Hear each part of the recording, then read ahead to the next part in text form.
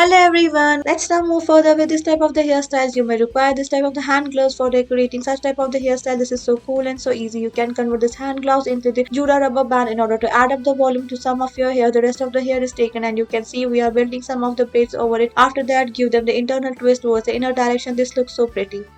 Let's move towards another type of the hairstyle is best suitable for the long length hair. First tie up some of the hair, give them the internal twist, then you can repeat this process. You can just pause the video so that you don't get confused and follow the each step in a sequential manner and you are done.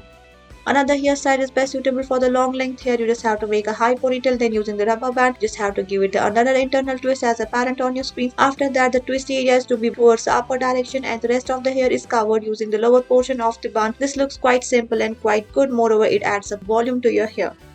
Let's have a look for this type of the hairstyles. First tie up the hair at the center, then another rubber band is used. Give them the internal twist. A heart shaped type of the bun is to be created. Then the rest of the hair is again repeated. The process as apparent on your screens. This one is very beautiful and it gives us a heart shaped bunny type of the look at the end. The rest of the hair is used to cover the bun as apparent here. Thank you for watching our videos.